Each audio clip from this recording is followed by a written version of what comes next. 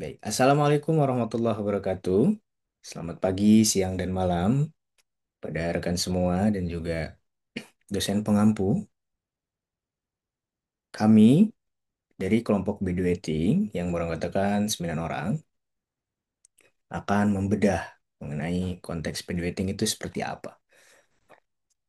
Sebelum itu, tentu kita akan memperkenalkan diri lagi terlebih dahulu. Sebelumnya, perkenalkan nama saya pribadi yaitu Diki Mahiman Risman. Selanjutnya, Perkenalkan, nama saya Salsabila Tanaya Yoga Suara dengan nomor NIM akhir 083. Perkenalkan, nama saya Duta Fahaz Manjorang dengan NIM akhir 097. Perkenalkan, nama saya Alfia Alianandia dengan NIM akhir 099. Saya Faiza Safira dengan NIM akhir 101. Izin memperkenalkan diri, saya Farah Mutmainah Arifian dengan NIM akhir 103. Perkenalkan, nama saya Desiani Susanti dengan NIM akhir 109. Izin memperkenalkan diri, nama saya Olga Almapia dengan NIM akhir 113. Memperkenalkan diri, perkenalkan nama saya Nasira Almadi dengan NIM akhir 114.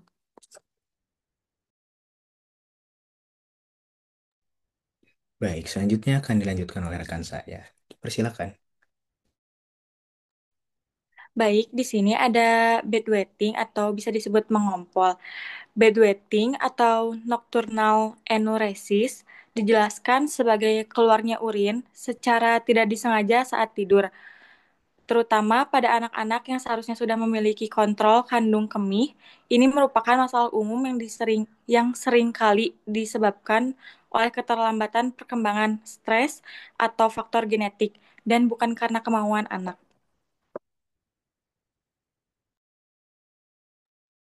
Terus di sini ada reason why atau alasan terjadinya bedwetting. Sebenarnya itu ada banyak teori mengenai penyebab dari bedwetting, tapi tidak ada yang terbukti secara meyakinkan. Nah, di sini ada beberapa alasan. Yang pertama itu tipe tidak berkelanjutan.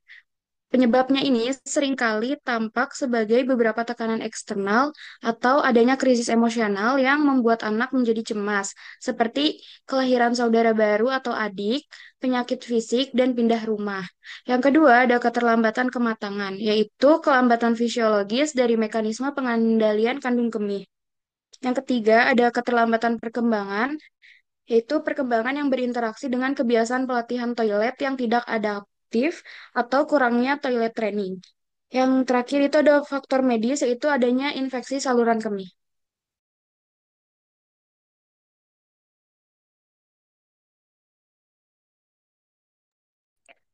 Baik, selanjutnya itu mengenai cara mencegah bedwetting itu seperti apa sih sebetulnya.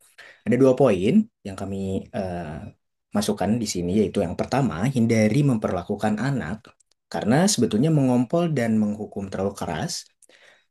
Hal itu justru membuat anak itu akan sulit untuk mengendalikan kandung kemihnya.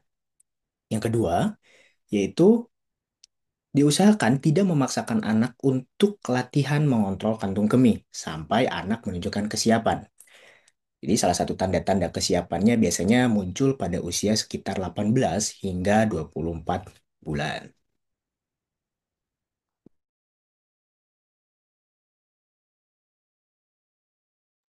Baik, selanjutnya ke cara mengatasi. Yang pertama ada star chart atau bagan bintang.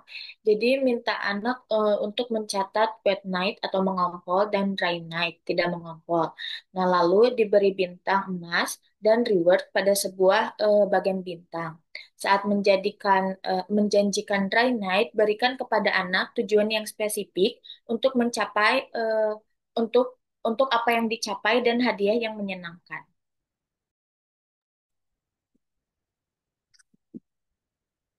Lalu yang kedua ada reduce stress atau mengurangi stres. Contoh stres pemicunya itu ketika kelahiran adik baru, pindah ke lingkungan baru, pertengkaran keluarga, dan ketidakhadiran orang tua dalam waktu yang lama karena alasan apapun. Jika stres eksternal yang tidak terkontrol dapat memicu kebiasaan mengompol, ada beberapa cara yang dapat mengatasi hal-hal yang dapat mengurangi kecemasan pada anak. Salah satunya memberikan perhatian ekstra seperti memberi dukungan dan pengertian yang lebih baik kepada anak. Lalu, percakapan di malam hari yang menyenangkan, seperti comforting talk agar anak bisa tidur dalam keadaan rileks. Dan yang terakhir, waktu interaksi khusus. Luangkan waktu ekstra selama hari itu untuk kegiatan yang menyenangkan. Dan gunakan waktu itu untuk mengamati anak. Yang ketiga ada impose a penalty atau memberikan hukuman. Orang tua memberikan hukuman berupa konsekuensi yang logis kepada anak yang masih mengompol. Contohnya itu kayak mengajak anak untuk membantu membersihkan spray dan mencuci pakaian tidurnya agar anak belajar bertanggung jawab.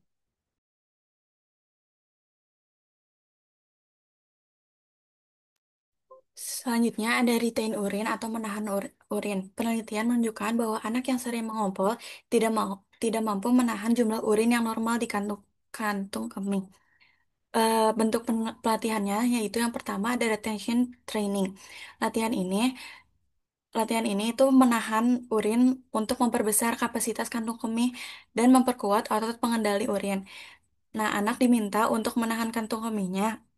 Lalu jika sudah di jika sudah ingin mengeluarkan urin dikeluarkan ke dalam wadah.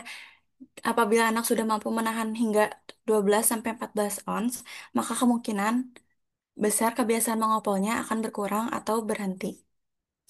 Yang selanjutnya yaitu ada menghentikan dan memulai kembali. Nah, ini tuh anak akan dijelaskan dulu bahwa otot otot berbentuk donat untuk menahan urin seperti balon. Latihannya dilakukan dengan menahan dan melepas urin berulang kali untuk memperkuat otot tersebut. Yang kelima ada nighttime awakening atau kebangkitan malam hari. Nighttime awakening dilakukan dengan membangunkan anak pada waktu tertentu di malam hari untuk buang air kecil.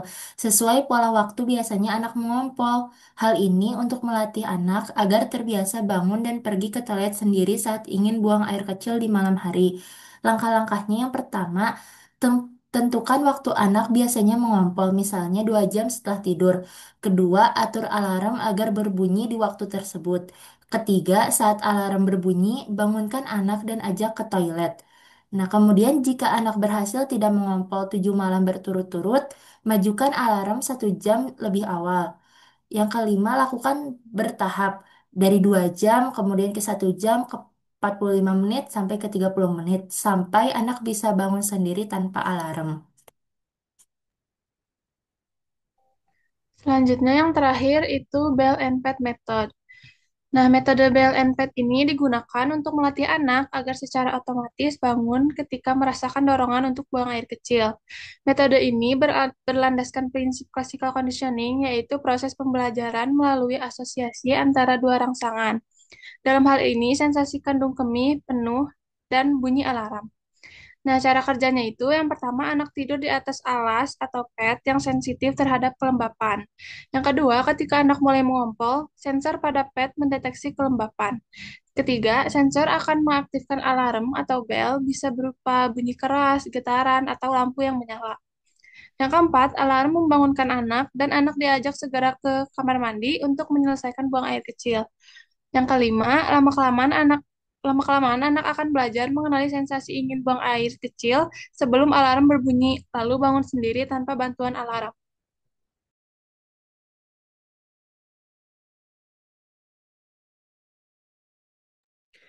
Baik, yang terakhir ini ada referensi, tentu kami mengacu kepada buku Schaeffer, Charles and Millman, Howard, How to Help Children with Common Problems. Mungkin cukup sekian dari kami mengenai pembahasan bedwetting. Kurang lebihnya mohon dimaafkan dan dimanfaatkan. Terima kasih. Nun wal qalami wa ma yasturun. Wassalamualaikum warahmatullahi wabarakatuh.